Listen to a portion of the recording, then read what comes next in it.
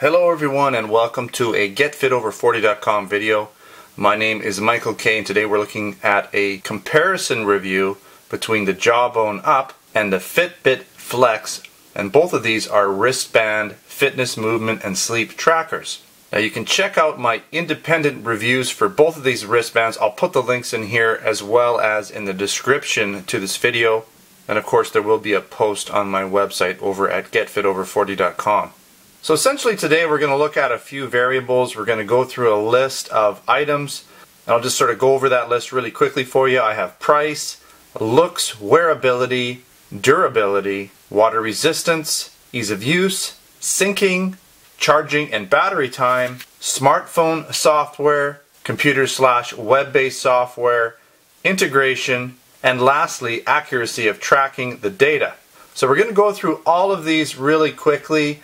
I'm not going to spend a lot of time or actually show you the software in too much detail. This is more just me sort of talking about my preferences for these devices. I've been using them both side by side for a period of a couple weeks and have kind of determined what I like and dislike about both of them.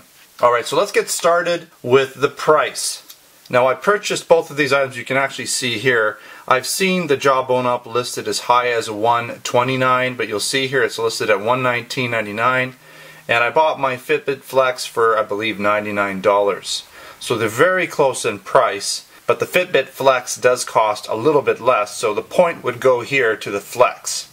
Now I do have them both on their packaging, so I kind of wanted to quickly show you the packaging. Sometimes that is a determination for some people, although for me it's not really. I mean, it's nice on the shelf, and I guess you would say the Jawbone has nice packaging, maybe a little nicer over the Flex. I'm not really putting that into my criteria. This is more of a plastic, like an actual hard plastic, where this is sort of a, squishable plastic. So I'd say that the Jawbone UP does have the nicer packaging. I'll give it that anyways. Alright, let's put these guys back in here. Alright, now this one is actually brand new, and I'll explain that a little bit quicker for you. This one here is my old one that broke. You can see that the tip came off, and I'll talk a little bit more about that later, but that's kind of what's going on here. Is I have this worn one, and I want to show you that for the wearability portion, and I have my brand new one, and I'm not sure if I am, but I have a feeling, since this is brand new and I've chosen to use the Fitbit Flex for myself, I'm probably going to do a giveaway on this Jawbone UP, because it's brand new now. I haven't used this. The band is new, the packaging and stuff is used, but really there's nothing there to worry about for the packaging. So let's get back to this review. Keep posted, keep watching. Maybe I'm going to do a dedicated giveaway video for the Jawbone UP, so keep posted on that. Alright, so we have both of our bands here. Let's talk about looks. They're both really neat looking. I like the look, I guess, of the Jawbone UP. I like the corrugated or this finish on here. It looks nice. It does look good on. I found mine kind of stretched out a little bit, as you can see. Maybe I should have chosen a slightly bigger one, but I like when it's flush and it's easy to put on. You can simply and easily put it on, right? Again, I said this one is a little bit small for me. What I do like about the Flex is I like the lights that light up for you. Let's see if I can get it to light up. There you go. I like the LEDs that light up and give you that sort of, interesting sort of dynamic interface that's happening. You can still do that with this guy here. There are lights, but you don't get the flashing LEDs. So I'd say it's kind of a draw when it comes to looks. Now in terms of wearability, as I said, it is much easier to put the UP on. So you can easily just put it on your wrist and it's there. The downside is that these guys will catch on clothing, and sometimes they'll catch on objects. And I have had it fall off 1 or 2 times. Now when it does fall off, you feel it pulling on your arm. You're pretty much well aware that something's going on and you're going to check for that. Whereas the Flex, it's a little harder to get on. So now the first few times you're going to struggle with it. Once you kind of know where the holes are and you're not afraid to push it, you can get it on really quick and it's not a problem. But the first few times you'll struggle with putting it on, and that may be something that you don't like. For me it was kind of weird, but I've overcome that sort of how do you get it on quickly and easily, and I don't really take it off very often anyways. So wearability, it doesn't catch on anything, it stays very flush to your wrist, it's easy to adjust the size, whereas this is one size. If it's too tight or too loose, it's going to flop around, or it's going to do this if it's too tight, whereas you can adjust it. And the other thing is the Flex comes with a small and large band. Now I've given my wife my small one because it's too small for me, and she gave me her big one, so I can actually take the one, her color, she's got the slate color, and I can wear this as well. So it's just basically a band without the module in it. Alright, so easy enough to get these on and off, and once they're on, I feel that they are on and less intrusive. So the Flex gets a point there in terms of wearability. Well, you know what? We'll give it a draw, and the reason I'm going to give it a draw is because it may be a little harder to get on. So we'll give it a draw in terms of wearability. Alright, durability. I'm going to bring my old one into the picture here so you can see one that's been worn. You'll see that they're both, you know, they get a little scraped up. The edges get some wear on them. See if I can focus here. You'll see that the edges get a little bit of wear right in the high spots on both of them. They don't look bad. I mean, from a distance it's not a big deal, but you do get some edge wear on both of them.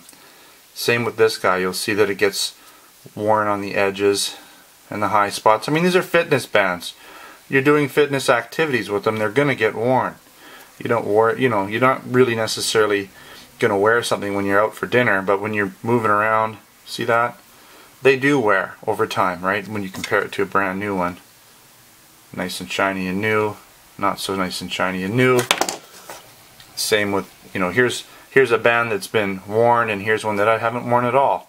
So the downside is that wearability, they're all going to wear. The plus side is that the Flex has these relatively inexpensive straps, which not only allow you to change the color, but if it gets worn out, or you know, you don't like the wear that you're seeing on it, you can quickly and easily pop the module out, stick it into the new band, and you're ready to go with literally a brand new looking band.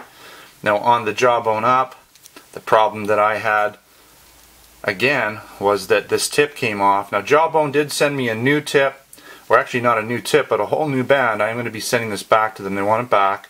But the band, the tip came off. This is the actual button. It still kind of works. I'm not sure if there's even any power. There it goes. But it, you know, you have to use your fingernail to get in there, and that's a problem. Plus, there are some instances where people lose these. Not a big deal. They will actually send you another new one of these as well. So in terms of wearability, you know, this is an all-in-one device, so you can't take the insides out and replace the band. If the band gets really worn, you're kind of out of luck. You're going to have to buy a new device. Whereas you can change the band on the Flex really, really quickly. Alright, so I would say the advantage, again, there goes to the Flex, because you can change the band. I think they're $15 or $20 and have virtually a brand new looking band. Okay, so there's a bit of an advantage there. In terms of water resistance, both of these can be used in the shower. Both of them are water resistant. Now with the Jawbone Up, they recommend that you do not swim with the Jawbone Up because I guess it's only water resistant. Water may get inside the device. If you go deeper, I guess, underwater, apply some water pressure to it, it might get in there. Whereas the Fitbit Flex is good down to 10 meters. Now neither one of these is going to track your swimming activity very accurately. That will track some movement that's going on, but not accurately. It's not going to get, I would say, the full indication of how many calories you're burning because it doesn't really know what the swimming movement is. But you don't have to take it off when you're swimming, and with the Fitbit software you can enter that swimming activity standalone and account for that in the software. Same would go with the Up. You can also add that activity in later. In terms of ease of use, they're both very similar. With the, I'll have to use this one because it's actually activated. You can see here that little light goes on. If you hold it down, it goes into the sleep mode, which was the other one. A little bit dim. Hold it down again and it goes into the wake moment. So you just hold the button down, you go from sleep to wake. There's really no indication of where you are in your fitness goal though, however. Whereas with the Flex, you double tap to see where you are. So I'm on my second bar out of 5, so I'm, you know, starting to get maybe into the 2,000 calorie range, or sorry, 2,000 step range. If I do a consistent tapping, it goes into sleep mode. See those two buttons? If I consistently tap again, it goes back into your regular non-sleep mode. So I do like how this works. There's no buttons that can break off. Again, that's a durability thing, but I like the fact that I can just, tap it and it will go into sleep or non-sleep mode or tell me where I am in my fitness goal. So I think I would say ease of use, a little easier to use this. Now, one thing I did notice, say if I'm patting my dog, it would sometimes indicate different things or go into different modes, so just be aware of that. But you do feel a vibration when it's changing or alerting you to any type of change, so it's not a big deal. So because I think the indication on the band, more of a visual indication, there's more information there, I would say the ease of use again would go to the Flex, but this one was really close. Now, in terms of syncing, the Jawbone UP requires a hardware connection by plugging it directly into your smartphone headphone jack. So there's no real-time data display. And you cannot sync it with the computer this way either, so you have to use a smartphone. Whereas the Fitbit Flex uses a wireless Bluetooth connection that syncs and updates in real time. Now, you can sync it with your smartphone or computer using the included Bluetooth dongle. This does, however, draw a little bit more battery on the actual band and on your smartphone because there's a continuous Bluetooth connection going on. Now, you can turn off this sort of real-time syncing, and it's kind of a background syncing, and that's basically something you can turn it off in software. If you didn't have the app running on your phone either, then it shouldn't do the background syncing and use up as much of the energy, but then you're kind of defeating the purpose of the whole real-time Bluetooth syncing. So again, because the syncing is just so real-time and you don't have to plug it in, it's not something you have to really be too aware of, I would give again the point to the Flex for the continuous Bluetooth syncing. Alright, talking about charging and battery times, both of these guys have these Bluetooth dongles, nothing really too unusual. Both of them require you to do a little bit of whatever, so with this one, with the UP, you got to take it out and plug it into the headphone jack. With the Fitbit, you need to pop this guy out. So maybe a little bit more work, not really a big deal. And you just pop this guy in like this, and you're ready to charge, right? So both of them really easy. They both charge up really quickly. Now with the Jawbone UP, you get about 10 to 11 days of standby battery life. Really good because it's not using Bluetooth, it's not syncing continuously. With the Fitbit Flex, you get about 4 to 5 days of continuous battery life. And part of the reason for that is because it's continuously syncing over Bluetooth. Bluetooth is pairing with your phone, and so there's a connection that's drawing energy. So that's to be expected. So because of the extended battery life on the Jawbone UP, I'm going to have to give the point to the Jawbone UP. Now in terms of smartphone software, both the UP and the Flex have very good smartphone software that allows you to view your data very accurately. But I'd have to say I like the way the UP displays this information. It's a bit easier to use, and there's just a little more detail provided, especially when it comes to the sleep information. So I'll just give you a quick look. So here's, some of the, I just want to show you quickly. I had to go back to June 14th just because I didn't really have anything recent because I haven't been using it as much, but I wanted to show you the sleep. Now you can see here with the sleep information you have a very detailed, I just want to show this as an example.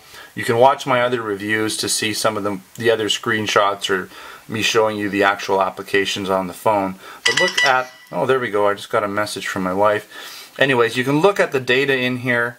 I'm going to just switch back and go to the Fitbit Flex and go to my sleep here. See, can't even do it. So yeah, I think we have to go to more. See, it's a little harder to get to. There's my sleep information. And you can see there's really not, it's kind of strange, but there's really nothing going on here. Usually you'd see more than that.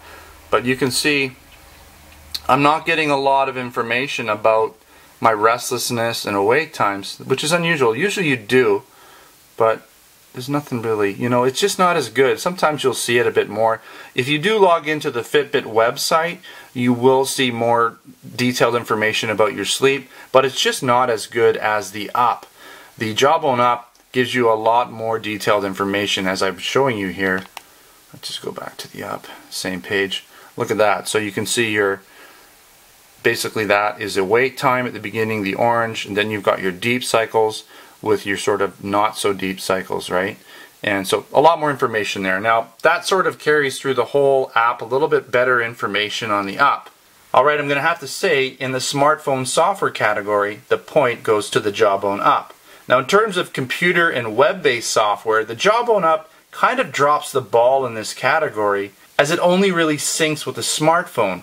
Now even though it only syncs with the smartphone, I don't see any reason why this information couldn't be sent to your Jawbone account to their cloud, and they could give you some sort of online or web-based software app that shows you the same information. And what I mean here, for example, is that I only sync using my phone. I don't sync with my computer, yet that information syncs from my phone to the Fitbit website, and all that data is there on the website. So even though I'm not syncing with the computer when I use my Fitbit Flex, that data is still sent somewhere and I can analyze it online.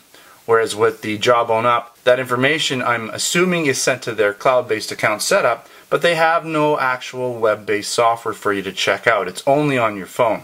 And that may be one reason why the phone-based software is a little bit better. They've spent a little more time with it developing the software on your phone. So again, I'm going to have to say the point goes to the Flex here because they're really the only ones with the computer or web-based software. Alright, in terms of integration, one big advantage the Fitbit Flex has is the fact that they have the Aria cloud-based Wi-Fi scale. And this scale sends your body weight and your body fat percentage to the Fitbit account online. This information helps you to keep track of your weight loss or your weight gains. If that's what you're trying to do, if you're trying to lose weight, maintain weight, or gain weight, you can do that a little bit better. You see it there visually. And not only are you getting your overall body weight, but you're getting your body fat percentage, which is also very important. So again, watch my Fitbit Aria review that I did. I'll put a link in here again in this video and in the description. Now having this body fat and body weight information is useful because, again, when you're trying to determine how many calories your body burns, you need to know what your body weight is. And so because this is real time, you don't have to go into the software and change that. Plus you can see a graph of your body weight and your body fat percentages as you're moving forward with your fitness goals. So again, the point will go here again to the Fitbit Flex. Now the last category is the accuracy of the tracking data. This is really hard for me to really say which one is the true winner. I'm going to tell you right now it's a draw in this category because I can't really tell you which one is accurate. In terms of how they track the data, I can see that they're tracking accurately when I'm doing movements, and they're on the ball there. They know when I'm moving around and doing things, so I'll see the data accurately analyzing them. Okay, he's sitting down, he's not doing anything, okay, he's moving. But what I found is the Fitbit Flex is a little bit more generous with how many calories I'm burning. And generally speaking, by the end of each day, I would get somewhere in the neighborhood of around 500 extra calories tracked. Now in terms of miles and steps, they were really similar, but in terms of calories burned, the Fitbit Flex was giving me more. So which one is accurate? Which one is correct? I don't really know, and to be honest, I don't really care, because this is just a device really that's there to help you analyze what you're doing. Every person is different how many calories they actually burn at rest, during activities. So there's not a one-size-fits-all in terms of calories burned. Again, because everybody's metabolism is different. So keep that in mind. What you're going to have to do is use whatever device you're using to track your calories, and then make small changes or adjustments depending on how you're sort of doing with your goals. If, let's say, you're trying to burn less than 500 calories, and so you're shorting yourself 500 calories each day, but over, say, a period of 2 to 3 weeks you haven't lost a single pound, then you need to make a slight adjustment, maybe drop it 1,000 calories, because your body is either burning a few less calories or the software is accounting for maybe a few too many calories burned. So that's all you really need to do, is make those small adjustments, and it doesn't really matter which device you're using, you're going to have to do that anyways. Alright, so at the end of this, I'm going to give you the outcome, and again, this is just my personal preference, my take on this. I'm looking at things that I liked. Now your assessment may be different, the types of things you're looking for may be different, but the overall outcome was the Fitbit Flex won 7 categories to the 2 categories that the Up won. There were several draws in there, but I only counted which one actually came out ahead in each of its categories. And again, the Fitbit Flex had a score of 7, whereas the Jawbone Up had a score of 2. So there was definitely a clear winner for me here, and that's one reason why I'm continuing to use the Fitbit Flex, and I'm not going to continue on with the Jawbone UP. Now, either one of these is a great device to have. When I was just using the Jawbone UP, I was having a great time with it. It was helping me out a lot, so you really can't go wrong. If you own the Jawbone UP, don't go throw it away and get the Fitbit Flex. Both of them are great, but being that I had both and I could decide which one I want to use, and the fact that I have the Aria Scale as well, hey, you know, why not continue using all Fitbit stuff for me? It makes sense to use Fitbit only stuff, and that way I can, you know, I've got that whole integration thing going on. Alright, so I want to thank you again for watching another GetFitOver40.com video. Don't forget to come down to the website over at GetFitOver40.com. Keep watching these reviews, and make sure to subscribe before you leave. Thanks again for watching. Until next time, take care.